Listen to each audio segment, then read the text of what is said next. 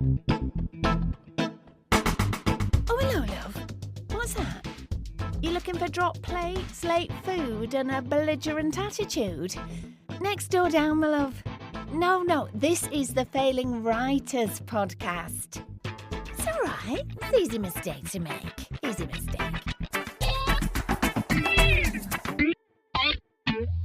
So I don't know about you boys. Has anyone else got sometimes when you wake up in the middle of the night and realise that you called your teacher mum once and it's still really embarrassing, or someone brought you food at the restaurant and said, have a nice meal, and you said, you too. I went, oh. And does anybody else feel like that about the improv that we did last week? Was it just me? I've just blanked it. What were we talking about? Sorry? You just blanked it out. It's gone. Okay. It's gone. I think we did such a good job of inhabiting characters that it doesn't feel like it was us that did it. So okay, I like that. Yeah, that's maybe a way for me to deal with it. Yeah. That's a good point, actually. Dave and I use quite different voices, whereas you just went with your own voice, really, didn't you, Tom? So well, I used a few different voices. Yeah, Don't think consistency was consistent. No. I was wondering whether it just is not that I've been thinking about it constantly for the past week. whether the audience thing is like a massive thing about it. Without that extra, you've got no one to bounce off or to get a reaction off. Yeah, I think that's really true. And the fact that we couldn't physically see each other. I think that's a big part of it as well, because you can't read when, like you get a cue when someone's about to say something, or you little visual they cues. just throw the eyes and give you a little bit of Don't go down that way. I think that's very true. Also, when the audience laughs, it gives you like a moment to think of the next line. Yes. Yeah. That's assuming that the audience would have laughed. Well, I'm not sure we would have got many more we would have got a lot of time, if it obviously. was live, but maybe a little bit. Yeah. We could have thought of something whilst somebody was saying, "Get off! You suck!" Maybe we don't need to bring that up. Maybe I shouldn't. Yeah, we should. Let's move on. Okay. That's the great thing about improv, isn't it? It's done, and then you never have to think about it again. Unless you've recorded it for forever. Put it on the internet forever. Yeah. Well, I just don't listen to it. Moving on then. What have you been writing this week, boys? Would you like to go first, Dave? I'll invite you first. I'll let somebody else take that question whilst I think of it. I have been writing. I've been doing more editing. Having never done editing before, I don't really know what I'm doing, but all I'm doing is going back to the beginning and then doing like pathetic tweaking. Right. Because I know that at some point I'll have to make some sort of fairly major structural edits that I don't really want to have to do. But that's what I'm doing at the moment. Did you give yourself a bit of time between finishing and editing? No, because I sort of know the things that I need to kind of tidy it up and make it a bit better. But you're absolutely right. The next thing I'm going to do, once I've done that and made it make sense, because a lot of half the book I just wrote forward. Yeah. So there's a lot of stuff that I have to go back and change. So I thought I'll do that because I know I'm kind of in it and I know what I'm doing. Yeah. And then after that, I'm gonna give it a little break and then reread it at some point. But not quite there yet. Because the danger is, isn't it, that if you don't get your editing right, you're going in and you're doing little tweaks and bits and changing, and I'll just move that paragraph around, and you're wasting time editing stuff that you're later going to completely delete. Yeah, it's true. I just want it in an order, and I want it to make sense so that if I do come back to read it, I don't just dismiss it, if you know what I mean. I like the way you're saying that quite passively, as if you're not involved in the process there. You just kind of want it to sort itself out. That's probably how I see it, yeah. Yeah. What about you, Dave? Come on, have you thought of anything?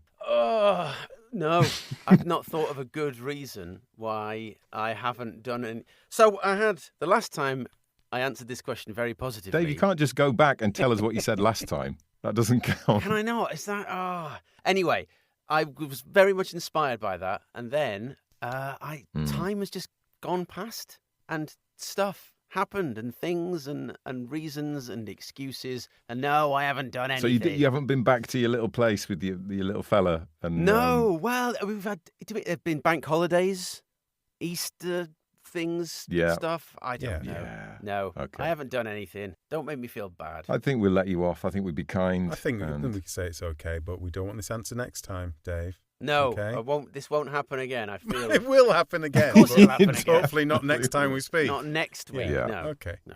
Thomas. Nothing of major note, but just editing. How are you finding that? I don't really know what I'm doing to some extent. Yeah, same. There's no major issues that I can see with the structure as it is. I have a feeling I might want to change the ending, possibly, but not in any seismic sort of way. So my current edit, so I've done kind of a first edit, and there were some things that needed swapping round about which character was doing what and where, and you know, there's little threads of things that just work better when you look at it again. So now I've got my next edit, which I've just kind of called going through and trying to make it funnier, just kind of like sharpening up stuff or squeezing an extra joke in, or a style and humour edit. Nice, if there is such a thing. I'm pretty sure now. there is. Is it? There is Good. now. Yeah, no, I know what I'm doing. I know what I'm doing. So that's not a lot of it, to be honest. Like Dave, time has kind of flown past in that awkward way it does. It's not that I've not been meaning to, so I've not just ignored it. I have been just trying to make use of the odd half hour here and there. That's good. I was thinking this is exactly the situation in the last sort of week or so, is where I should have been maybe going off and, you know, I was saying about entering some contests as part of my targets for this year. Yes. That would have been a good thing to do, just to focus on a short piece and get it sent Dip in and out so I was stuff. kind of doing something that was nicely ring-fenced off and was very doable, so I might use that in the future. I'm trying to get better at that, the little pockets of time thing. Yeah, it's difficult, isn't it? I don't know why it's so difficult that you feel that you need to have this perfect storm and the right snacks and the right drink and the right lighting and the right room sense and the... Yeah, just to get your head in the game, really, isn't it? Because it's really it's incredibly easy. If you were to line up actually getting on and writing something with any of the other excuses or any of the other things that you could do, they're all so much easier, aren't they? Just staying in that chair. I've got a reclining sofa now, so once I've got the feet up on that, it takes actual time to lower it and stand up and walk across to the computer. So that's a good reason for not doing anything. Yeah. It does beg the question, do we even like writing? Well, do you know what? I was thinking this the other day. Because I've always thought, writing, that's my main thing. That's what I've always wanted to do. And then I thought, well, why haven't I done more of it then? Like, if it is what I really want to do, why don't I just do it? The evidence is saying otherwise, isn't it? Yeah. Well, speaking about people that do actually just get things done and become massively successful on the back of doing that. Yes, we should probably talk about people like that, because that would be more interesting, wouldn't it? Yeah, we're having a chat with Robert Popper, or we did have it. Myself and John had a chat with Robert Popper a little while ago now. Remind us, Tom, who is he? What does he do? What does he do? He's probably best known for writing Friday Night Dinner, the Channel 4 comedy. But as we find out talking to him, he got involved in an awful lot of different stuff. He's also the man behind the brilliant Timewaster Letters, if anyone's come across them. And my favourite, BBC's Look Around You. Of course, yeah. Wow, which is bloody brilliant. Yeah. Now, if I remember rightly, the first thing we asked Robert Popper was the question. Oh, we did. So I think that's where it starts, yeah. Excellent. And do you know what, Dave? He doesn't just go, oh, no, I've not been doing anything for 2 weeks. Well, more fool There's probably him. a lesson there for us, isn't there? Robert Popper, what have you been writing this week? What have I been writing? What haven't I been writing? Because I haven't been writing. Oh, welcome to the podcast. That's, yeah. No, I have a bit. I have actually, yeah. I mean, I'm sort of trying to write two things. A kind of a script, which I'm not sure what it is yet or where it's going. So I've been writing scenes, which is, I think, is the thing I normally do, is just write ideas and then go, actually, I'll write them as scenes. So I've got lots of scenes, none of which fit together in any way. And I don't even know if the names match, but I forget the names. So I've been doing that, which has been going okay. Scenes. And then, it's quite a good word, actually, scenes.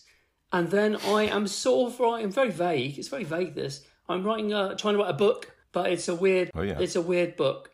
And I annoyingly can't really say what it is, not because I'm being a dick, but because it's sort of like a secret sort of book.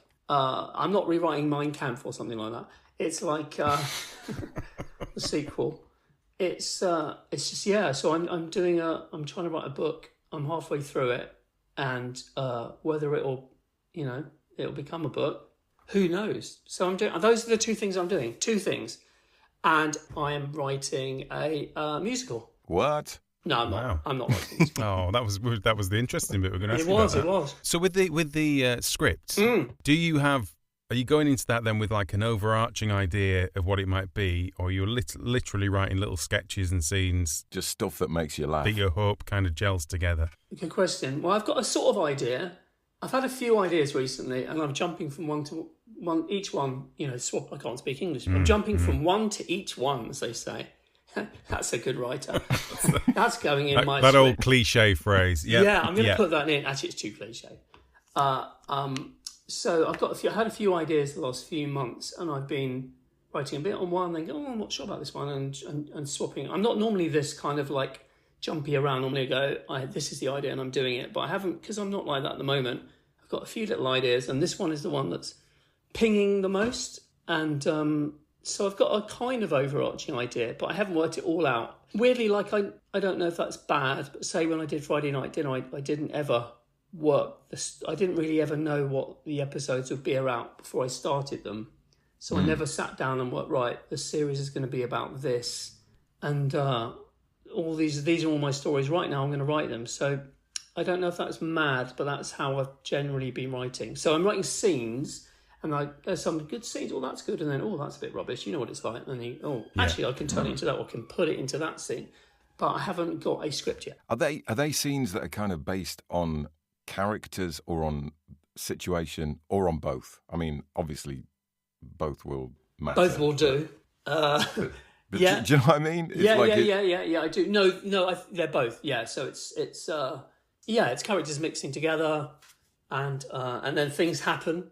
Normally, I like quite. This is quite vague, isn't it? Sounds brilliant. I can't wait to see it on TV. Sounds good, It doesn't it? sounds absolutely electric. But my question to you is: has it been done before? Well, I mean, it sounds quite original to me. Do you think? Yeah. Yeah. I keep going with it. Yeah, definitely. It's set in a world where mint is forbidden.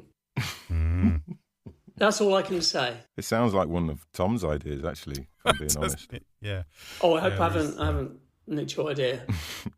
Can we come? Let's come back to Friday Night Dinner.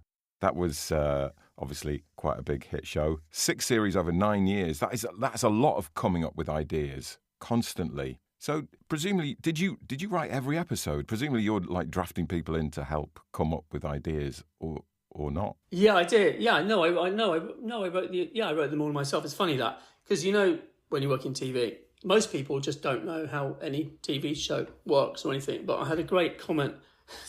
It's from someone's boyfriend who said to me, so you wrote Friday Night Dinner? Yeah, right. So that means that you came up with the idea and then you hand it to the team of script writers and then they write it all. They write all the words. No. That would be the best job ever, wouldn't it? That would be. Amazing. Having the general idea. Yeah, he and said, then well, no. go, there you go, chaps, right away. Yeah, that would be lovely. He said, no, then you just have like the general idea and tell them the general, and then they go and do the work. I love that. This is just brilliant. I've an idea about this hotel owner in Torquay, and I'd like it to be quite funny. There you go. Done. Yeah, so I was, right, so you actually sit down and you write all the words. I just write the numbers. So that was me writing it. Yeah, I had two really great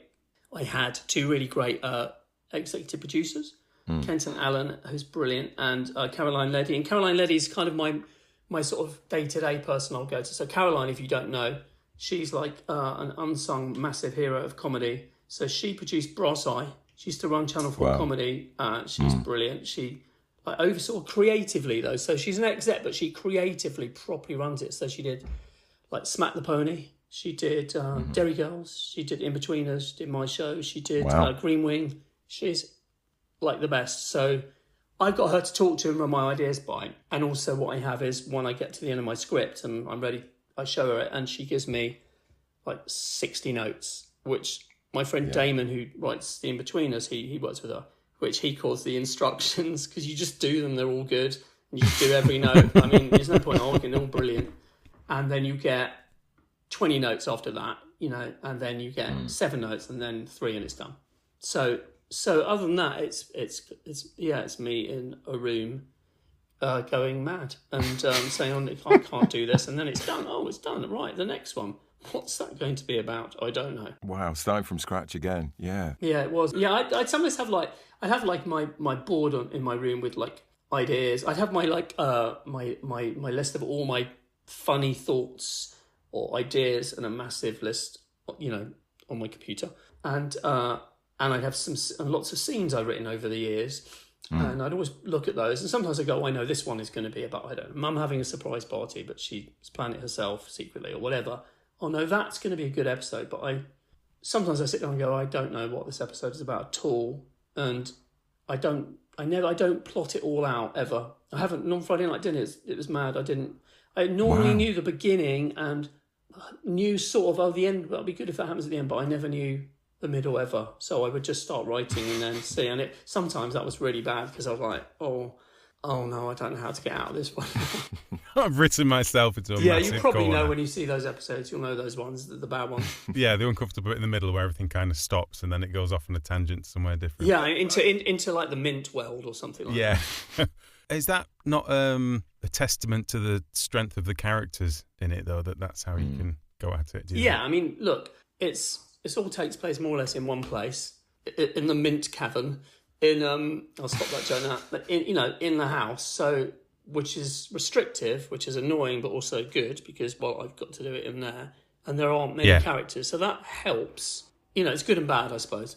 But I would know at any given point, probably by series 2 or 3, how anyone's going to react, so that helps. And I knew that Jim is going to be at the door, etc., etc., etc. Yeah. So, Yeah. but still, it definitely got harder to think of. I've done that one. I'll do that. Yeah. But how much of Friday Night Dinner was informed by your own family experiences? I don't really know, actually. Earlier on, there was lots of stories that are true. So my dad is basically Martin Goodman, not quite as bad-tempered, but that's basically, he is that man. Yeah. So, yeah, and me and my brother aren't those two, but we did, fight the whole time. Yeah. And we, to this day, have a joke about ruining each other's food. When my brother came on set once, we were outside when anyone ever comes on set, they think, oh, this is so exciting. But they find out you're spending 45 minutes, filming someone putting a glass down in the right place, and that's it. But you got to do 3 angles. And then we were outside, having a cup of tea or something, and I was talking to someone, and I didn't even notice, but my head turned, and between sips, half-minute sips, he had poured so much salt into my tea, which was brilliant. So that still goes on. That still goes on to this day, the ruining of food, which I still enjoy. And also, I know it's fucking childish, but my brother, he runs a company, and he has a notebook, which is like where he keeps all his notes in for all the meetings and things. But my favourite thing is if I go to his house, I find a notebook and I move it like 6 pages on, and I draw some insane drawing, normally of a man holding a banner that just says, I eat excrement or something. Yeah. And he said several times he's in meetings, he turns the page. But now he checks his bag every time, his work bag, I come round, so... I think we might be kindred spirits. Oh, yeah? Go on. I used to do that to sales executives when I worked in radio. What was your... Go on, tell me what sort of things did you do? One of my favourites was to get their business cards. Oh, yeah. And take some out from the middle and rewrite their job titles and then put them back in. Yeah. What sort of job titles would you write? Oh, God, I don't know. I think my favourite was I worked with a sales executive who looked a little bit like Homer Simpson, and I did write Homer Simpson lookalike on that one, which it's less funny because you can't see him. No, it's but still if you funny. could see him, Yeah. you would think that's really clever, actually. I've always thought of a good title for a job. I'd love to see it advertised as, looking for a company or someone that is looking for a murderer's assistant, which I think would be good. Like a proper advert with just, references required, etc. And the other thing I did was I once wrote a spoof letter to Walker's Crisps and got a £2.50 voucher back. Now, I did that in, I think it was 2002. When did you start writing that funny book you did about writing letters to people? Yeah, I did a couple of those Timewaster letter books. Well, I started writing them in probably 2000, and I wrote them for a few years, and then the first book was about 2004, but I didn't write to... So you had a head start on me on that one. That'd be why I wrote one Yeah, but your book I was call it very successful. slim. Your I got book a was voucher. great, but it was just the one letter. But it was a great book. Yeah. It was called The Crisps Letter. But it took a decent amount of creative talent and exertion to do that. Yeah. How do you do that with so many letters? How long did it take you? Oh, it took me a long time. Well, I did it. My favourite thing is writing things just for fun. Yeah. So it was. I think it was a friend of mine had said that he'd been sent a garden brochure. Kept getting sent them, and he doesn't have a garden. And he sent me the brochure, and so I wrote to them, and I got a reply. I thought, well, this is funny, and I showed him, and he laughed. I think it was like that I designed garden furniture, and I designed these scarecrows made from beef. That was it. And then they wrote back, "Are you sure these are made of beef?" And I said, "So sorry, it should have said Beal, B-E-E-L, no such word." And then they wrote back, "Re-Beal scarecrows." And I thought, this is great. And then I started writing more, and then where I was working as TV company, they'd given me my own office. I wasn't like high level or anything. I think they just moving me away. But it was brilliant because I had a great facility. I used to say to my mate, wonderful facilities. I used to just write the letters there, and I'd press, print and run to the fucking photocopier right outside my boss's thing. Sometimes Before everyone got it. They sometimes would find photocopies of these mad drawings, and I'd left them by mistake. What are these? But they had a library there in the TV company, which is so funny, a library in a TV company. And they had a big book called the Directory of Associations and Hobby Groups of Britain. Wow. I ended up buying it, and it was £600, and it was worth every penny because every page was like the British Marble Playing Association, the British Lizard Society, and I would just open any page and I would just write. And I would literally normally just write the first thing that would come in my head, and it would be too mad, and then I'd edit it down. But once it became a thing, like people started liking it, I thought, they said you should try and do a book instead of just doing it for no reason. Instead of just doing it to annoy people for your own amusement. And then I thought, okay, so I worked out how many pages. Then finally, I got turned down loads for book deals. It didn't happen for ages. And then finally, I got a book deal. And then I remember I think I had enough of the first book, and I thought, I had a feeling it might be popular because people seem to like it. And I thought, they might give me a second book, which they did. It'll be really hard to write that once this one's come out. So I need to write them now before it's come out. So I worked out how many months I needed, and I worked out how many letters I probably need to write, which was probably about 600, 1,000, I don't know. Probably. I was going to ask, what's the hit rate like in terms of responses? I really can't remember now, but I must have written about, between the books, 1,000, 2,000 letters, probably. It's a real art as well, because the first letter has to be, obviously it has to be quirky, but also relatively plausible, doesn't it? Well, you say that. It's a mixture. Sometimes they do. And then sometimes I just would write the insanest one thing ever. And sometimes they would reply. Like there's one to the British Egg Association. And it said something like, I hate quoting my own work, but it's not even work. It's just stupidness. It says something like, it was the maddest first sentence I thought of. I think it was really early on. It's something like, my spirit guide, Mr. Crisp, a yellow ant, is convinced that Hollywood actor Tom Selleck is the face of the British Egg Association. Is this true? And I thought, I can't send that. And I did, and they wrote back. So, yeah, because I was always told, well, don't make them too mad, the first ones. And I sort of tried to do that, but sometimes I thought, no, I want to send something insane. But yeah, that was so much fun. Yeah. The character, Robin Cooper, did he just kind of appear wholesale? Was someone that you worked I was going to write with? Robert Popper, and I can't write that my real name. So I wrote Robin Cooper. At the time, I didn't even like the name, but it's kind of stuck now. And, I'm happy with that. And the voice, I didn't have the silly squeaky, hello there voice that I do for the stupid phone calls. But then I started doing phone calls, and I just would like doing that voice. I think I did it at school. When the headmaster used to make a joke sometimes, there'd be a ripple of laughter, and I would wait to stop, and I would always go, and he would look round, the teachers would look round like, who's that? So that was my joke at school I did for years, but they never found me. They're very good. I enjoyed the telephone calls. Very good. Would you be happy to give us permission to play one of your... Sure. If you want to play one, Having a Lie Down was my favourite. Oh, I love that one. Thank you. Which was when this guy kept phoning me all the time to sell me something for Sky TV or Sky Satellite insurance, and I waited for him ready, and then I did all four characters of the same family, and that I think that's the greatest thing I've done in my life. They can shoot me now. Are we all right to play that out now? Now. Hello there. Good morning. Good morning. I'm calling from a company called Sat Support. Sat on the support. No, it's a company called Sat Support. Circumference is sat support. Oh, company, yes, hello there. Do you have satellite TV, Sky TV? Never been on a satellite It's showing on our system. Well, manufacturer's warranty has now expired. Yes, I can understand. Yeah, but the reason for my call today yes. is to get a new warranty set up for you. Right. So that if anything goes wrong, you just call us and you don't have What to pay for it. What sort of things could go wrong? For example, something fell on it, like if I was to drop 40 books on top of it and it smashed, is that covered by the man? Would he be able to pay and take the books back? Well, if anything went wrong with the box, yes. or if anything went wrong with the dish on the wall outside... Oh, the dish, you mean the dish that picks up the pictures from the space? Yeah. Right. Maybe it's best if you speak to my brother, who does most of the electrical things in the house. Right, is he there? Yes. Shall I get him for you? Yes, please. Hold on one moment. Bow. Yes. Someone about this. Hello there. Hello there. Oh, nice to meet you. I was just talking about the Sky TV system. Yes. Unfortunately, the manufacturer's warranty has expired. Oh dear.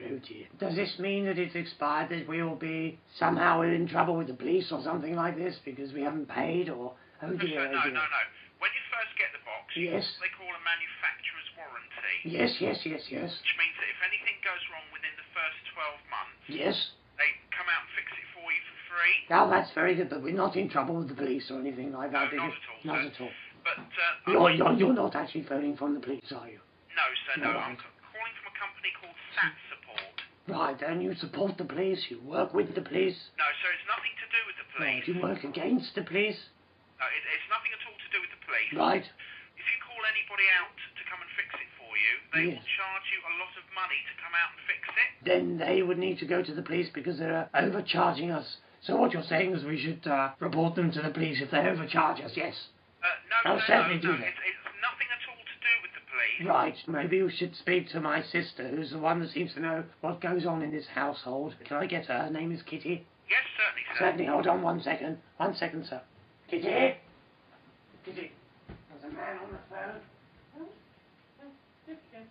I don't understand him, so talking about the police. Okay. Hello, is this the police?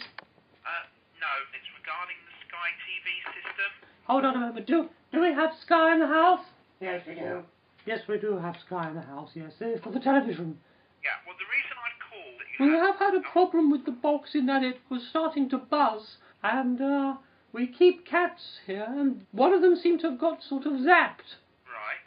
Would that be something to do with the warranty of asphyxiation? I'm not exactly sure. Is it still just a standard box that you have? Actually, the person that can tell you that is my mother will know, because she's the one that actually paid for the thing. Right. And is she available? Yes, she is. I will get her. I'm sorry about this. Hold on 1 second. Mother, there's a man. Mother. Larry, can you speak to the... I don't know why anyone needs to speak to all these people. Well, he said it was important. Hello? Good morning. Good morning to you. How are you, sir? Well, the reason I've called this morning... Yes? ...is I've called regarding the Sky TV system. The what? I've called regarding the Sky TV. Oh, yes. Yeah. We watched the programme about the chef. Last time he made poached eggs. Yeah. Were they nice poached eggs? I didn't eat them. He was on the television. Right, okay. Well, the reason I've called Yes? is because the manufacturer's warranty on the Sky has now run out. Right. And unfortunately, now, if anything went wrong... Yes? And you had to call somebody out to come and fix it for you... Right. You're phoning from the fix-it man. Well, no, I'm well, sort of. My bath is broken. Do you fix things like that? Because the bath is leaking. It smells damp. Nothing to do with the TV, though, is it? I suppose you can't fix the bath. The smell is quite nasty. Right. Yes. That means... I'm 90 years old. My friend Doreen is 101, but she stole money from a man, and in the end she got sent to court, but she was let off because of her age. I think she should have gone to prison, no matter what the age or crime. As I was saying, what we can do for today Yes. is we can set up a warranty on it for you. You Do you tell us... mind if I have a little lie down? No, you go ahead. Okay. Are you still there? Just having a little lie down. Okay. If you're going to have a lie down, would it be more convenient for me to call back later on when you've had your lie down? I'm having my lie down right now. Be nice. Would you like me to call back later on after you've had your lay down? Very tired. I'll tell you what. I'll call back later on after you've had your lay down when you're not feeling so tired. Okay? So sleepy. Okay. I'll call back later on for you. All right? Good night. Okay. Bye bye. Good night. Yeah, Tom and I had it. We had a little go, didn't we, at writing a Timewaster letter. Oh, yeah. I wish you hadn't said that now. Yeah. Well, we did it when we first approached you to see if we could get a reply. I was gonna mention that after we'd finished talking. What was the letter? What was the letter? To Mr. Popper. What was the letter? Oh, sorry, John. I dropped you in it now. I realised I went much too strong with my first letter. I realised the art of it. It's a little bit scary and confrontational, mine. What did you say? That you wanted to like put poison in my eyes or something? No, it was asking for compensation from a website, basically because they'd encouraged me to buy a particular breed of dog, because they'd bigged up this particular breed of dog on this website. That sounds good. But yeah, I think we just went too silly. Compensation dogs. That's good. Yeah. What about you, Tom? Who did you write to? I mean, I wrote mine to Walker's Crisps again because I had success with them 20 years ago. Yeah, and they probably remember you there. I know it's pathetic, but I just didn't have the confidence, and Did they write back? They didn't get back to me this time. Oh, you see, I think it's interesting, isn't it? Because letter writing, I don't know, it's just not a thing now, is it? Well, that's what I was going to ask as well. What would happen if you had the idea for that book now and it had never been done, and you did it now? I guess emails? I reckon letters. You'd write letters, but it would be even harder for people to write back. Yeah. Less people would write back. And it wouldn't be as formal, it wouldn't be as nice, would it? Do you know what I mean? There's something about the formality of a letter, the way it's all... I think there'd still be I think you get quite a lot of formal... if you get a letter it's rarely at the end. Cheers. Do you know what I mean? Yeah. I think people would... I think they'd write back. Yeah, it depends. Yeah. I think they would. It'll be hard, but you would get replies. In an email, are we talking? No, letters. Yeah, it has to be a letter. That's what I mean. Yeah. I agree. Yeah. I want to talk about Look Around You. Look Around You. That is some beautiful TV, I think. Thank you. How much research did you do for that? I feel like you have to have watched loads of those old BBC educational programmes before you started. Me and Peter Serafinovich, who made it, and Tim Kirkby directed it. So me and Pete, how did we do it? I think actually, so we became buddies, best buddies suddenly. We realised we liked the same stupid things and had a real comedy, silly connection. And I can't remember how we got into the thing, but I think I might have said, do you remember those old scores programs? Not the Open University ones, but they were like ones with like this weird blue background. I mean, I didn't even know they were like ITV ones. And do you remember those ones? Yeah, we could make one of those, like real but nonsense. And I was randomly working at Granada Television at the time, production company, where I was writing. I fucking did nothing there. I have to sue me now, but that's where I was writing my letters. And I realised these programs were made by Granada, and I found out that I could get things from the library. So I would like go on their like library thing on the net or whatever it was there, and I go, oh, they've got this like on VHS, and they'd have like 6 programs on them, and they'd have some of these science programs, and I would just get loads of these and copy them, and me and Pete would sit in his house in his flat, and we would not get stoned, and we would watch them, and we just were addicted. We watched lots of them, hours and hours, and we were laughing. And we said we should make a short film for fun, all about calcium, because we thought if we're going to make a short film, they're boring generally, not all. I'm making a short film. Oh, okay, but if you say it's the world's first comedy about calcium, people might go, what do you mean? So we did a not for a TV show, and then we started writing, and then I think like 6 weeks after starting writing it, we had made it. We met Peter, worked with Tim before. Tim's a brilliant director, and he's directed like, I think he's done Veep and stuff like that now. Everything, he's brilliant. Oh, you just made it, Yeah, we got a team. We got a little team. We had all the meetings in Granada in my little office. We've got a great art director called Rosie Thomas, who does loads of things now. And we had no money, and we made it, and we filmed it like all illegally. Like, I remember once we had a scene where we had to.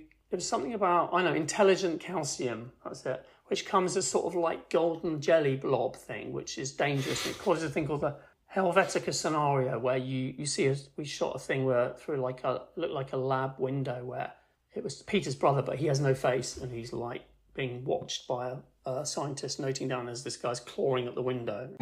This has happened to him.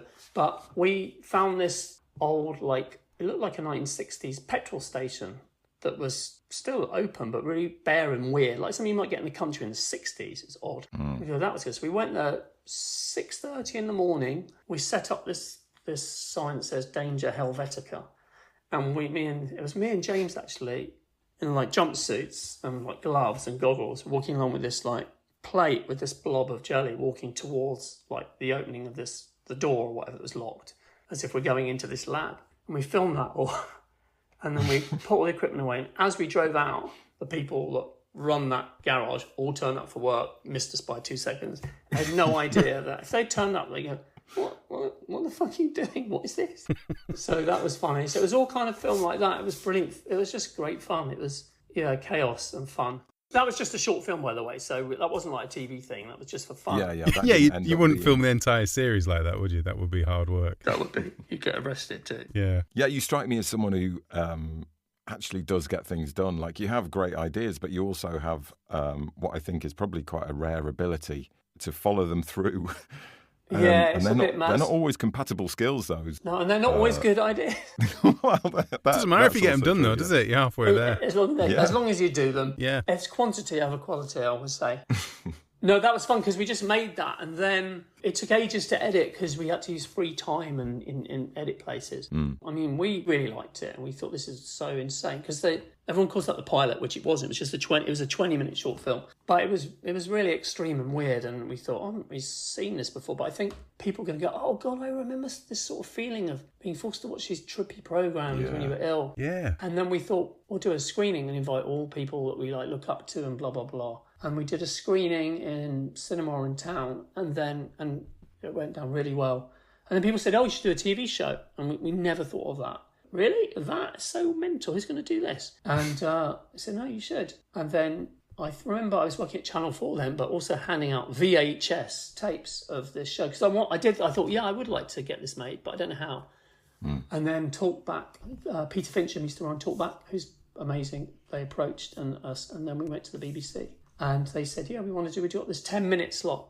I mean, oh, okay, only 10 minutes. Yeah, but we give you 6. And I said, can you give us 10? And they said, all right, we'll give you 8. So that was, I thought, wow, that was weird. So we got 8 instead of 6. You can't do that anymore. So then we worked out, we thought, okay, so they're 10 minutes. So this is a TV show. It's not people trapped in a cinema.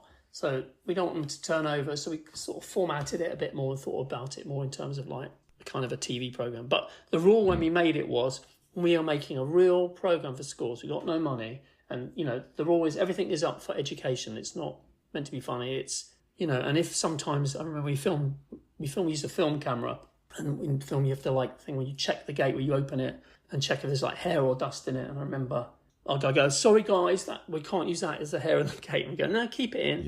Yeah. And or we'd opened it and it was slightly like the light got on and it was a bit ruined. And we go, no, that's good. So, yeah, it was good. But it was quite intense because we filmed in this basement in Talkback Productions in town. And there would be this blue sheet of card or paper as the wall, and you'd be facing that all the time. And there were 2 days at the end when we had to film all the pickups, all the extra shots that, of putting bottles down, pointing to bottles. And that was like hell. That was torture filming that because it was 2 days of that. It's the glamorous world of TV, though, isn't it? It was very glamorous.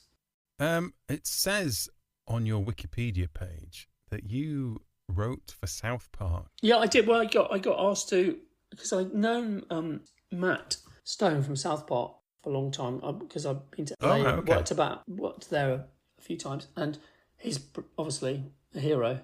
And he said once to me years ago, "Hey, sometimes we take someone we like, we go away for like a 3-day retreat somewhere nice. We talk crap and it's fun, and about South Park, or we talk not even about South Park." And I always used to think, please ask me. And then about 2 years later, I got an email saying, "Hey man, you remember me saying?" And then I thought, "Oh my God." Did you play it really cool? Like, No, I didn't. kind No, of, and I was like, "Fuck yes, I want to come." And then we went away to somewhere really nice in California. It was really nice for 3 days, and I rewatched every episode of South Park. And then I started saying, "Okay, so I have this idea." They go, "No, we don't. No, don't do any work. Just like it's chat." So I think the reason was because they make the show in 6 days. Any extra ideas they might have, which, by the way, they never write down, might be useful. So that was fun. And then I was there for only 4 episodes, I think, because my visa wasn't done in time. And you're sitting in the room. To be honest, it's all Trey Parker writes it all. And I don't know if you know how it works, but you're in a room from 10 o'clock in the morning till 1 o'clock in the afternoon, 3 hours. And he just wants 3 ideas for scenes. And then he goes, "You can go now." And then you come back the next day. And I remember someone that worked there a lot said, "Oh, by the way, watch this." And I go, "What's it?" "Okay, do you want to see what we did?" Because him and Matt stay on afterwards, and the team. And you go over to the edit suite, and he's written, voiced, and they've edited. They filmed it. They made it all. What? Yeah. Like the finished version? Basically, yeah, of those 3 scenes. So it's basically... The whole thing? Yeah, in a day. What the stuff... So you come up... He said, "Oh, I like those 3 ideas for scenes." Then he writes them. You never see a script. There's no one has a computer. No one writes anything down. And then somehow, the writers never know how this happened because none of them have ever seen the script. He gives it to the animators. They voice it, put music to it, and they're proper scene, done. 3 scenes, they're done. And then that happens every day. So you're just facilitating his mind. But I mean, as an English guy, it's tricky because, you're like, okay, this one's all about, summer camp.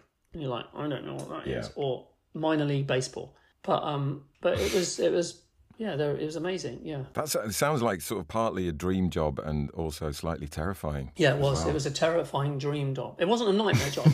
It was brilliant. And, but it was, half the time I was freaking out because Trey was doing Cartman's voice. And then Matt is doing Butter's voice, and I'm in between them, oh my God, I can't believe this.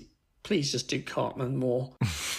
In fact, if you could just speak like Cartman the whole time. Please, the whole time. So, yeah, it was just my favourite voice. Wow, that just sounds, yeah. Do you ever wake up in the middle of the night and wonder whether that actually happened or not? I don't actually, but I'm going to tonight just for you. Now I've put that suggestion in. I will tonight. It just sounds a bit surreal, like a bit. It was surreal, yeah. It was surreal. Also, it was surreal because there was an episode we did, and I got death threats, I think. Oh. Because it might be to do with, I think, it was maybe it was Muhammad or something, and then we were in the room where we worked, which is a big glass room, and one of the producers banged on the window, someone, Trey, and he said, I can't now, what? And they banged again, said, we're in the middle of something, and then that person went away and came out and with a piece of paper in red ink just stuck it to the window and it said, "The FBI are here." Wow. Yeah, that was fun. Incredible. Do you have a preference in terms of writing for an existing series or writing your own shows, or do you just like writing? I wanted you to say, do you have a preference for meat or fish? We can do that after. Yeah, we'll do that after.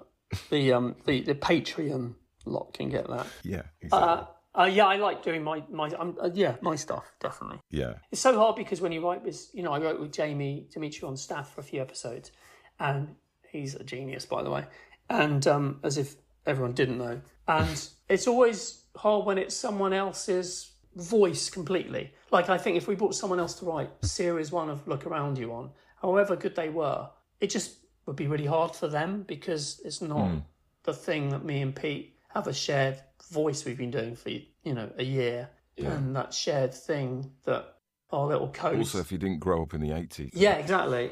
And say with Jamie's thing, it's the way he writes. It's not even half of it isn't even English, It's grammatically wrong all the time. It's kind of based on how his dad speaks, which his dad's fantastic and so funny and hilarious. And the things he says, you couldn't write them unless you live with that man. Similarly, you probably couldn't write the things that my dad says. My favourite thing my dad said once was, I never got this in, I don't know why. I heard that my dad was going to a funeral, and when I was round there, I said, how was the funeral, Dad? And he went, oh, lovely. I went, lovely? And my mum goes, Michael, you didn't even go to the funeral. And he said, yeah, but he doesn't know that. So, that's my dad summed up. So you couldn't write that if you didn't know that. And that's just sometimes the case with, writing on someone's show. You're almost there, but you're not quite there, or sometimes you're there. But, I think that's with anything with someone as a writing team, you get great scripts back, but then you have to, make it your own a bit more, You're listening to the Failing Writers podcast. And what? You want me to ask Robert Popper a question? Okay. I suppose I could.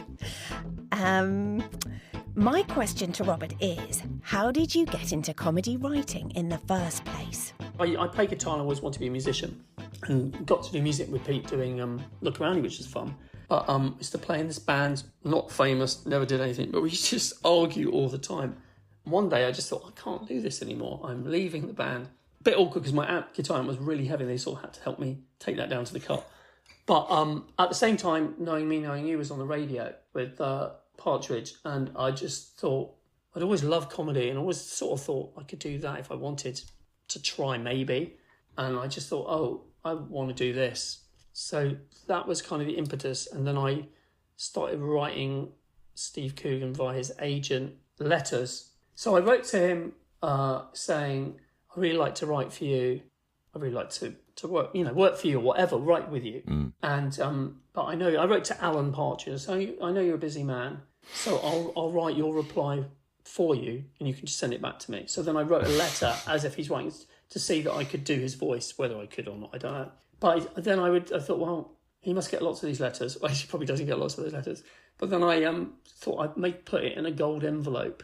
So I would buy gold paper and then I would bombard him with these.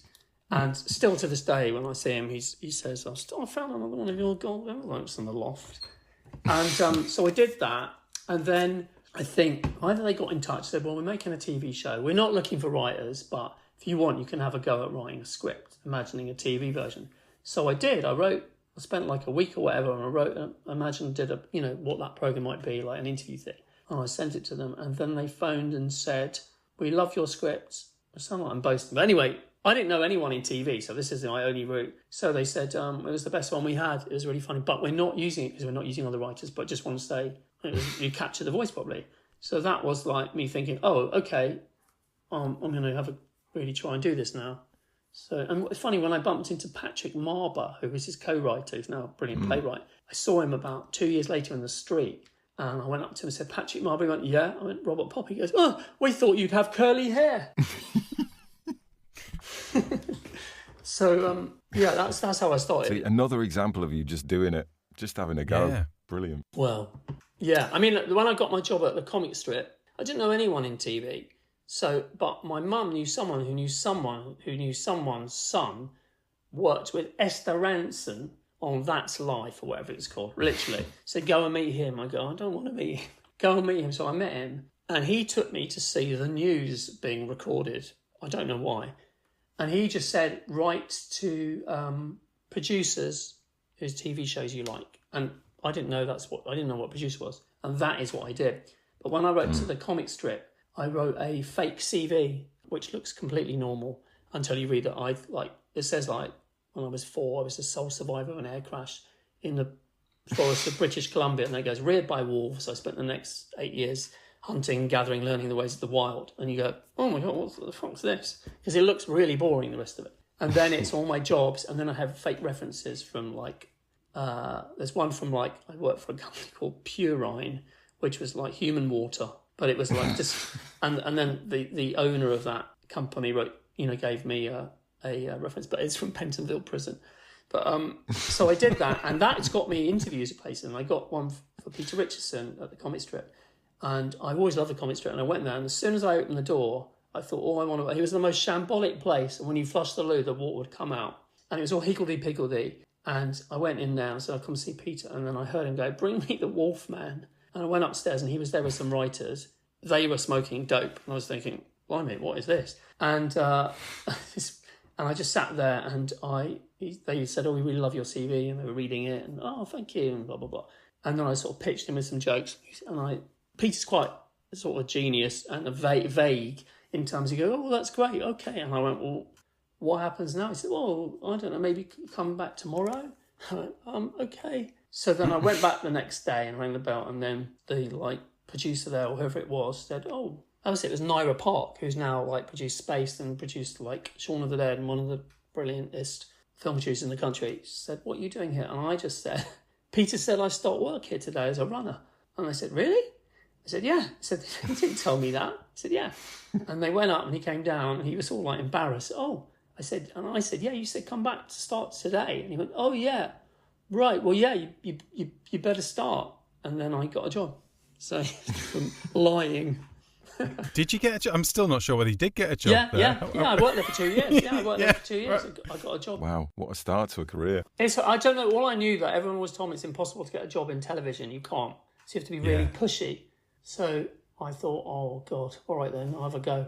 And it worked. And then you were involved with a few bits of classic 90s TV as well, weren't you? Writing for Zig and Zag on The Big Breakfast and doing bits on the 11 o'clock show. It was an exciting TV landscape around that time, wasn't it? So on the 11 o'clock show, I was producing a show for Granada, which was terrible. It was I can't remember. It was a comedy panel show, which I was told I had to come up with an idea for comedy, and I came up with one, and it was a terrible idea. And he said, "Congratulations, you've got a pilot." I had to make the pilot. I hated making it. He said, "Congratulations, you've got a series." I had to make the fucking series. So I hated it. It was really destroyed me making it. It wasn't funny, and I hated it all. And I didn't like it in any way. And we had a shit office.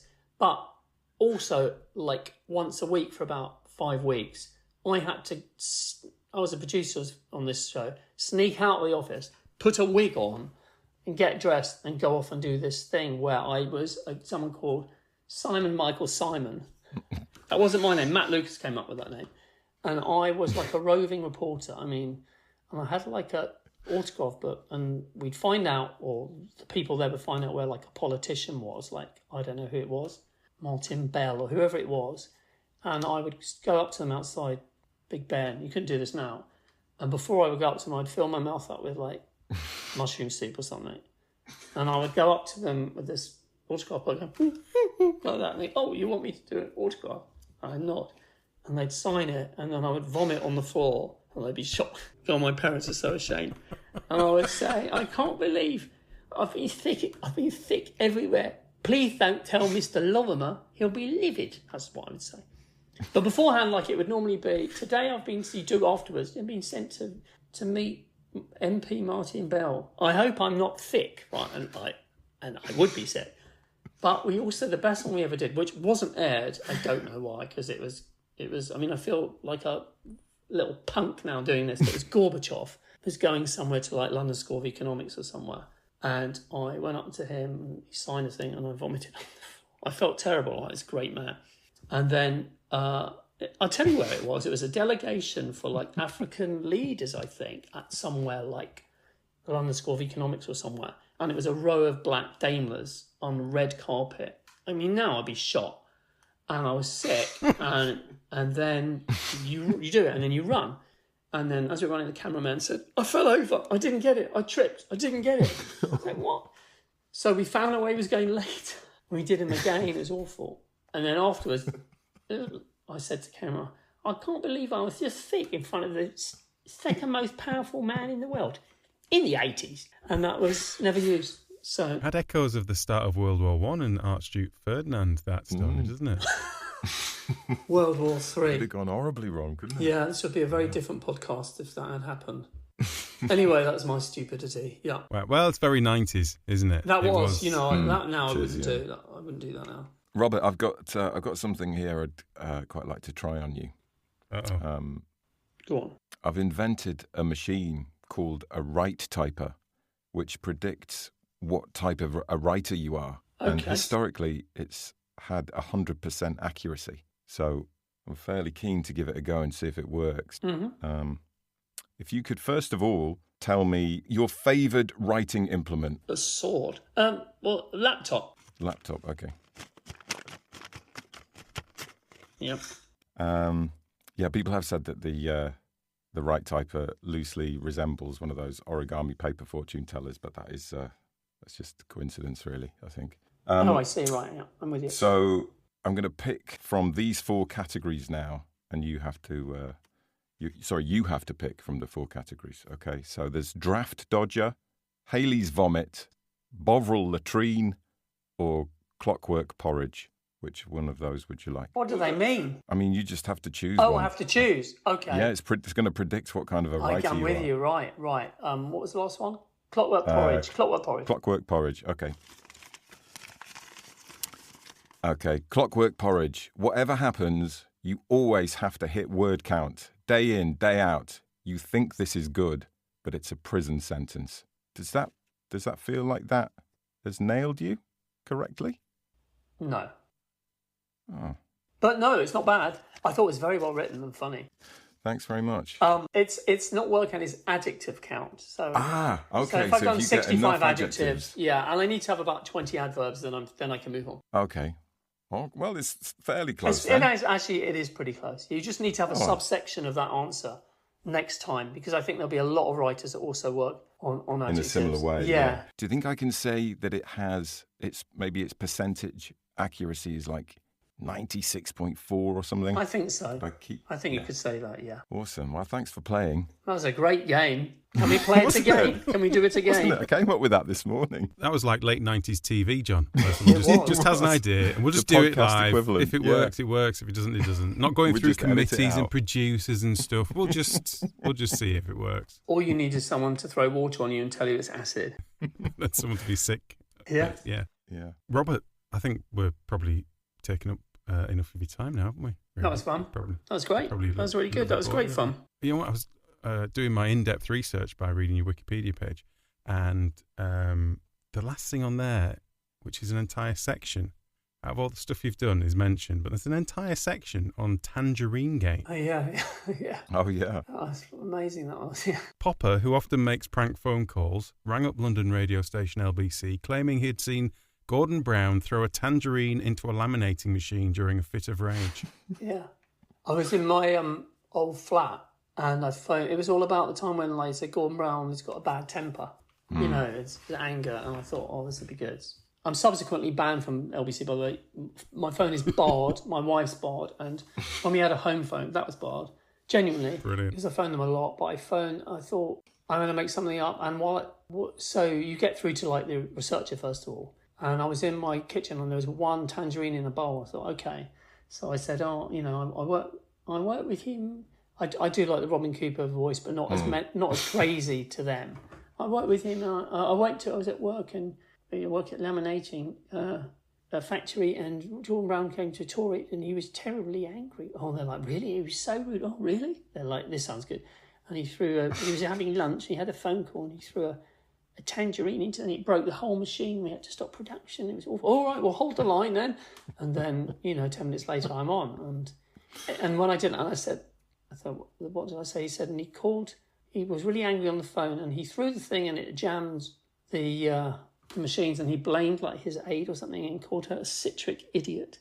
And and then, anyway, I did that. I thought, well, that's funny. And I edited it and whatever, and I might put it on Twitter then or not, but 2 days later, someone texted me an article from, I think it was the Financial Times, and then it was like in loads of papers that this thing happens. So, and then people started calling it Tangerine Gate. I couldn't believe it. I was reading, it was in like the Sun. It was in lots of papers. And I thought I'd get a knock on the door. But I didn't. Wow.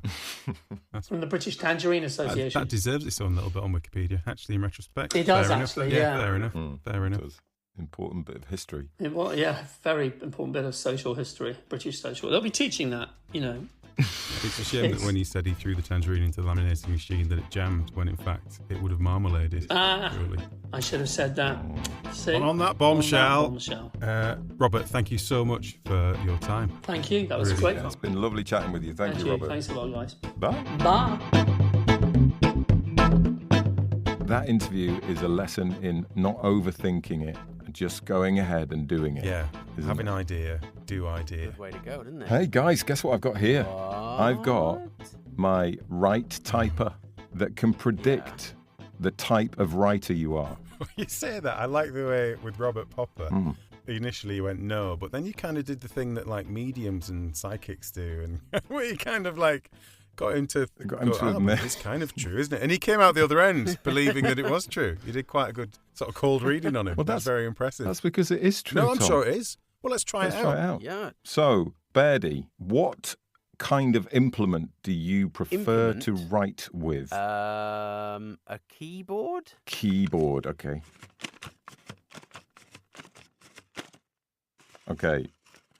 I can you need hear exactly what that is. You brilliant, need to brilliant sound effects. You need to choose 1, 4, 5, or 8. 8. Okay. Betty, you are a Pumpelstiltskin. Am I? Yes. What is that? You Is are. that, John? What's a Pumpelstiltskin? Well, I'll read it to you. All right. You only have to fart and a great idea magically appears. Unfortunately, no one else recognizes your amazing ideas for what they are, and so they fall through the floor, never to appear again. Is that true? Do you know what? That is... I go along with that. Get I would in. go along with that. Another one. Because I do have good ideas, and I am quite flatulent. So that it all ties in. That's so cool. Yeah. Tom, do you want to have a go? Yeah, I'd love to. Yeah. Give me what do you like to write with? Computer. Is that on? Okay. You have to choose between 1, 2, 3, or 6. 1. 1. You are a draft dodger. Oh. You hate redrafting and editing, so you tinker as you write, and therefore end up editing way more because of it. Well, we don't know if that's true yet, do we? So I've never really finished That's anything. true, yeah. Editing. Should we call it true then? It sounds quite true. Yeah, we'll call it true. We'll again. call it Sounds true for now. Yeah, no, it's amazing that, John. Isn't That that is incredible? really amazing. That's- Yeah, absolutely. That's 4 out of 4, 100%. Wow. Weird, isn't it? Weird. It's such a simple machine as well, but it does know what it's doing. Somehow it always works. Can I just hold this under your chin? Oh, no, Yeah, go for it. I reckon you like butter. Do you like butter? I think should we move on Yeah, now? I mean, unless have you got an appointment at Dragon's Den or anything you need to get to, or Oh, no. are we all right for time? Not yet, Tom. Right. Yeah, it's probably time now to have a look at something that our listener has been working on. Our listener. Listener, Our the one listener. Yeah. Our listeners. Our listeners have been working on. What have we got today? Thomas. We have got something called Hotbox by Aaron Courts. Before you say anything else, Tom, can I just give a little shout out to Aaron and his daughters, Emery and Isabella, because they are both burgeoning writers in their own rights as well. And I'm saying this because they often listen in the car together. We're inspiring the next generation. That's it, Yeah. exactly. The next generation of listener and of writer. So hi, folks. If you are all in the car together, that's me waving, by the way. Continue, Tom. Sorry. Yes, so Aaron has sent us an excerpt from his forthcoming book titled Hotbox. He sent us a little snippet of it. Should we do that first, and then we can... That's a good idea. Otherwise, we won't know what we're talking about. Yeah. Before we do that, Aaron sent us an email and he explained, in this extract, it's March 2003 and Corporal Danner has returned from a 4-day ammo run in Kuwait as the Marines prepare to invade Iraq. Sorry, I think that's Iraq, John. Yeah. Sorry, my mistake. And he says, how should I say what's going on? He's stressed out. So let's have a listen. Excerpt from Hotbox by J. Aaron Courts. Corporal Danner stared at the bunker, somewhat dazed, the one he called Hotbox, and his mind settled on a feeling which he couldn't shake. He waited mere feet from the bunker while the entry control point guards obtained authorization for his re-entry into camp. It had been a couple of weeks since his driver and him and dozens of others were nearly crushed in the bunker, and Corporal Danner wondered if the Marine who had panicked, the one haunting him, was stateside yet. The Marine had ripped his gas mask off and tried to shoot himself in the head. If he'd carried a pistol like Corporal Danner, he would have succeeded, but he couldn't chamber around, get his finger on the trigger, and keep the barrel of his rifle in his mouth, squeezed in the bunker as they all were. Corporal Danner saw his teeth shatter when someone yanked the barrel out of his mouth. Without his firearm, he was left with only one option, and after a few moments, he drew his K-bar and fought several of his brothers violently to try and shove it through his eye and into his brain. They stopped him, again, but lost all composure in the melee, and he was beaten into the sand mercilessly. They left him broken and bleeding until the all clear was sounded. Then Corporal Danner did as everyone else and stepped over his body, simply relieved that the Marine was quiet and still. One of the guards on post made room for Corporal Danner in the cami netting's broken shade, but he stood motionless in the sun and tried to let his guilt seep, just as they had let the Marine's blood seep into the sand to disappear. "Turned your scab in?" the guard asked, but what he meant was, "Are you cold? Do you have a fever?" He moved over and created even more space for Corporal Danner to join him out of the sun. He ignored the question at first, then looked at the guards more closely. They had fresh, suede boots, absent the inevitable sand-burnished tips, and only the faintest hint of salt rings formed on their blouses at the base of their flak jackets and around their armpits. And this guard, the one without a radio, was asking about the scabs. They're fresh, he thought. Then memories of his own arrival flooded his mind and replaced those of the bunker he swore never to set foot in again. Almost everyone received a smallpox vaccination before they arrived in country. In fact, Corporal Danner didn't know of anyone who hadn't. Some of the older Marines carried the pocked thumbprint-sized scar on their shoulder, of course, but for the vast majority, they were vaccinated in the hours prior to boarding their war-bound planes and had about a week in country before their swollen glands and fever ground them into their racks. "This is going to turn into a sore, then scab over," the corpsman told Corporal Danner as he prepared the bifurcated needle. "You'll feel a little sick in a few days, probably have a slight fever." He pricked Corporal Danner's shoulder a few times, then continued, "Don't touch it, and don't pick at the scab. It's a live virus. Here, take this." Each Marine and sailor was given a small Ziploc bag with an individually wrapped alcohol swab and one Band-Aid. "Now," the corpsman continued, "when the scab falls off..." He looked into Corporal Danner's eyes for the second time since asking him to confirm his name and social security number. "Do not pick the scab." Corporal Danner held the clear bag up and studied it. "When it falls off," he said again, "collect it in the bag, then wipe your hands with the alcohol swab and put the Band-Aid over the wound." "What do I do with the baggie?" Corporal Danner asked. "Keep it on you." "No, after I collect the scab. What then, throw it away?" The corpsman looked at him for the third time. "No, Corporal, do not throw a live virus in the trash for others to handle. Give it to your corpsman in country." "Roger. Don't pick the..." "Yeah, I got it, Doc. Don't pick it, don't eat it, don't throw it away. Copy all." The corpsman sighed and looked down at the roster. "Next!" Took about a week for it to happen, but he did get sick. Everyone did. In fact, when the fever hit, he was useless for days. He laid on his cot and moved only enough to drag himself to a porta-john or the closest bunker when alarms sounded. The glands in his neck, armpits and groin were swollen, and he'd sweated through the cot so thoroughly one night he thought he'd pissed himself. He woke up starving on the third day and seriously considered if they'd mixed up the smallpox with a dose of something more bubonic. Corporal Danner stared up at the Bedouin tent which sprawled over dozens of Marines to protect them from the sun and wind. His eyes were drawn to the strange mustard-coloured cloth and could see in his peripheral a line of red cotton tassels stretched like gypsy crown moulding along the seam where the side walls and draped ceiling panels met. An itch pulled his mind away from the warm colours. Nothing intolerable exactly. It was something more soothing, like an itch being scratched maybe. He hadn't experienced anything soothing since his arrival in country, and the oddity of the sensation shoved itself past the tent's tassels and mesmerizing colours, the ravenous hunger which follows a 3-day stupor and every other delirium his mind conjured. An uncanny realization stood alone in the forefront.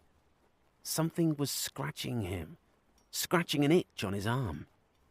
He turned his head, and his eyes widened.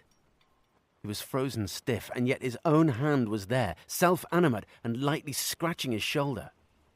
"Fuck!" Corporal Danner jumped out of the rack and held his right hand as far from his body as he could while he fumbled through a small pile of gear to find his blouse. A tan button popped off his chest pocket and skidded across the plywood deck as he stepped on the bottom of the blouse and tried to free the Ziploc bag from the pocket under his name tag. Corporal Danner wiped his contaminated right hand until the alcohol swab had dried and was thankful it wasn't his left.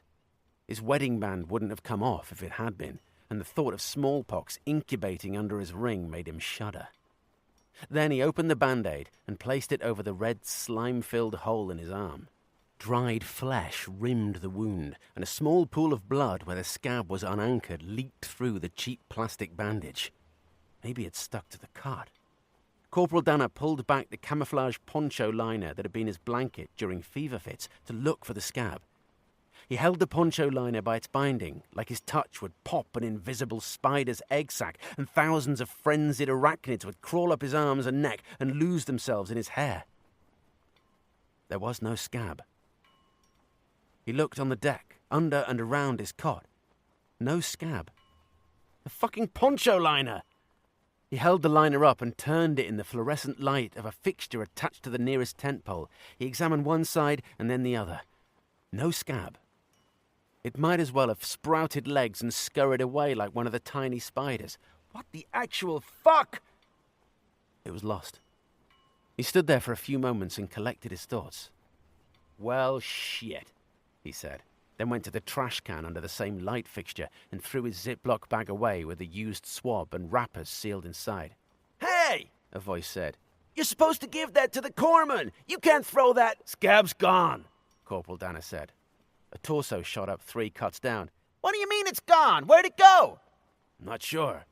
What do you mean you're not sure? It's gotta be... Must have eaten it in my sleep, Corporal Danner said. The other Marine's mouth dropped, and he had to catch himself before he fell from his rack. Bitch-made motherfuck. Corporal Danner reached for his blouse and cover and smiled at the gaping Marine, then walked outside and headed to the mess tent. In the coming days, more people woke up terrified of their missing scabs than of overhead fire, and fewer bags were turned into medical. Before long, rolled-up Band-Aids littered the camp in greater number than cigarette butts at a bus stop, and the Sergeant Major had troops in latex gloves and their gas masks police the entire camp in a single-file line to collect the little disease-filled roll-ups. Is it that bad? The guard asked again, and snapped Corporal Danner's attention to the ECP. The smallpox, I mean. He stood silent and waited for whatever Corporal Danner would say. I got mine a few days ago, and everybody keeps telling me it's gonna suck, but I don't feel... Oh, yeah. These guys are fresh. Just got here? Corporal Danner asked. 3 days ago, Corporal, the guard said. Him too. And he pointed to the other guard who stood beside a small field desk and held the radio's handset to the side of his head. And they already have you on post? Today's my first day, the guard said. Everyone I arrived with was told to report to the camp commandant, some female lieutenant, and then some Chinese staff sergeant put us on the duty roster. Couldn't understand a word he said. Something about a Korean. What? The guard asked. That staff sergeant Hao. He's Korean, not Chinese. Oh yeah, I saw his name on the board. Heo. The guard chuckled. Same shit, right? It's pronounced Hao. And ask Staff Sergeant Heo if he's Chinese, Corporal Danner said. See what he thinks about the difference.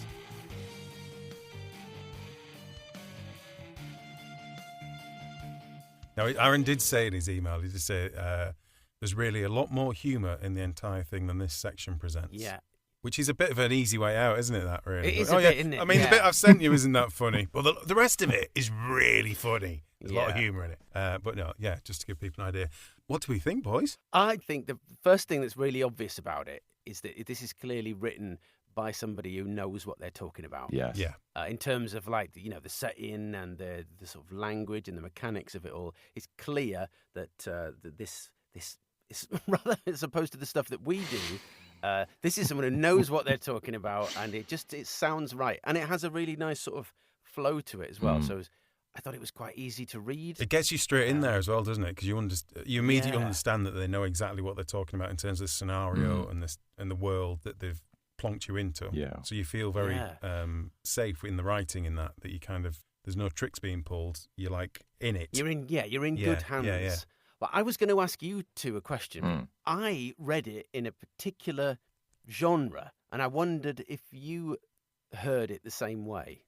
Go on. Well, when I was reading it first, I was thinking, oh, this is going to be a horror story. Oh, interesting. Rather than like a straight military sort of thing.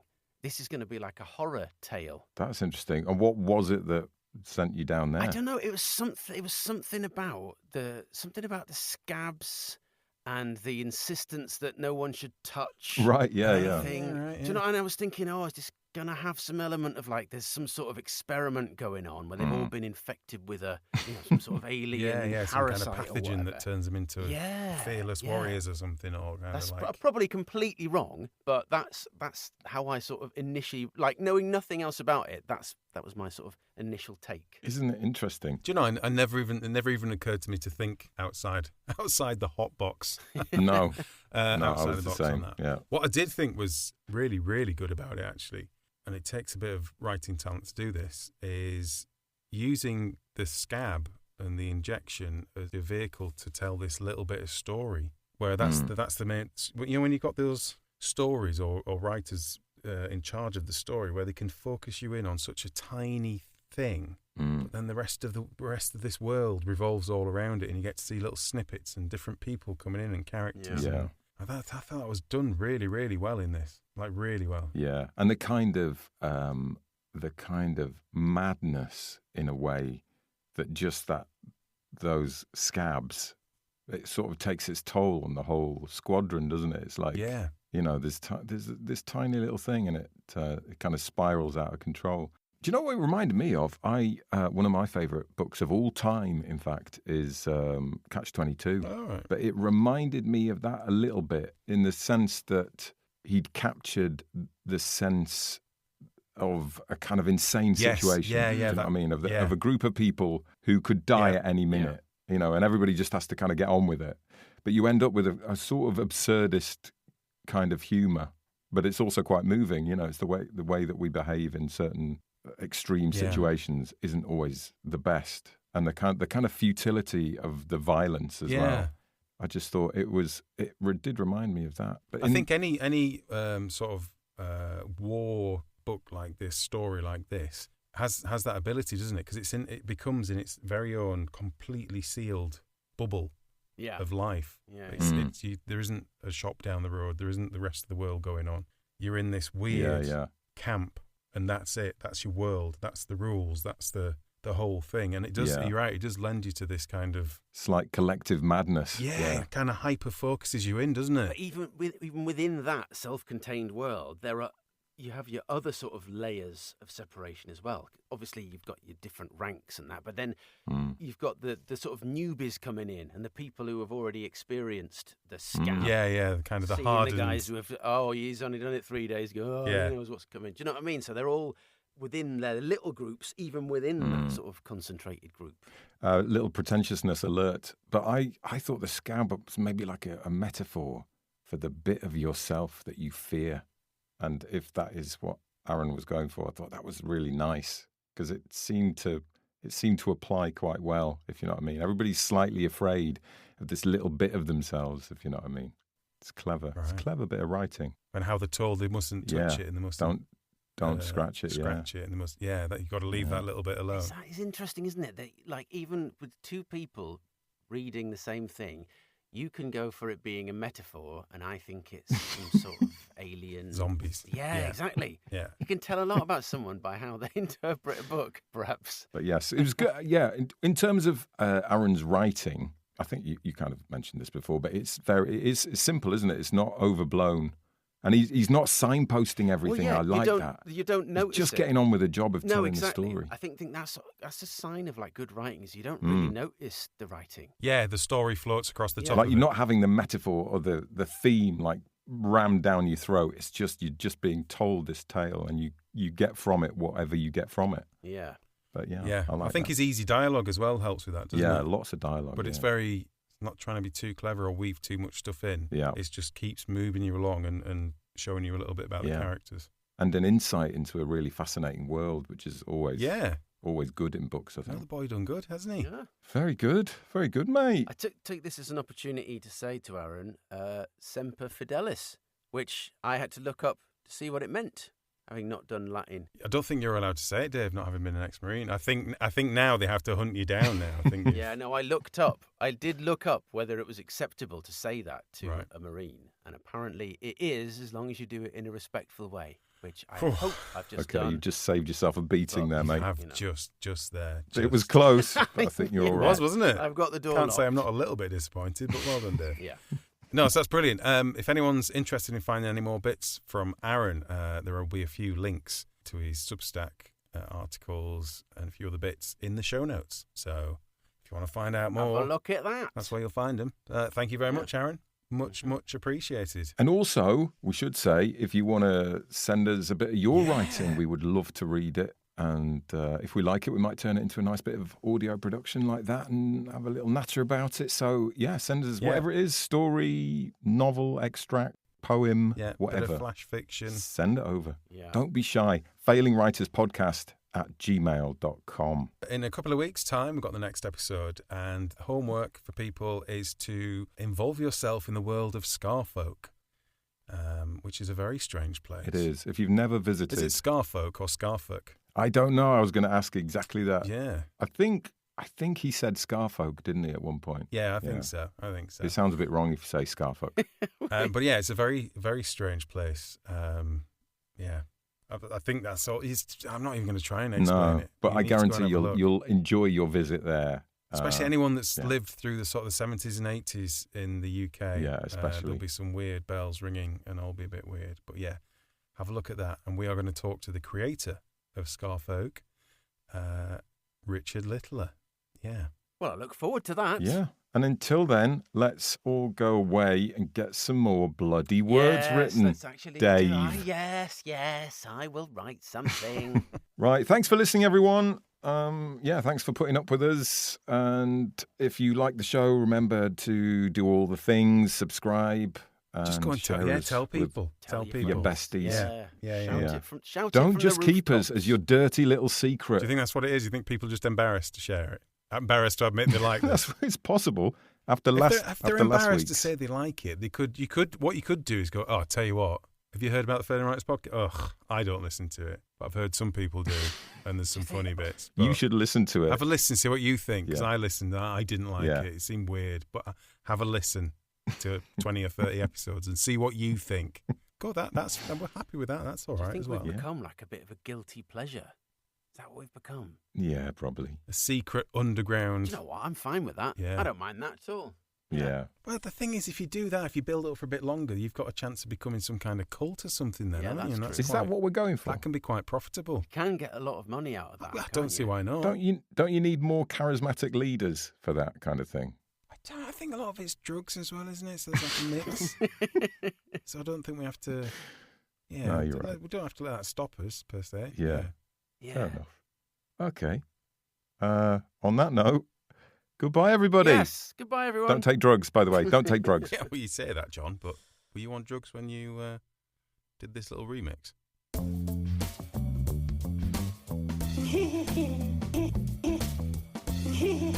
Do we have Sky in the house? Poached eggs. No matter what the age or crime, yes. Pixie I'll call back later on. nothing to do with the TV though. Hold on one moment, and we keep cats here. No matter what the age or crime, Right. the smell is quite nasty. Do we have Sky in the house? I'll call back later on for you, alright? Good night. Okay, bye-bye. Night. Where's everybody gone?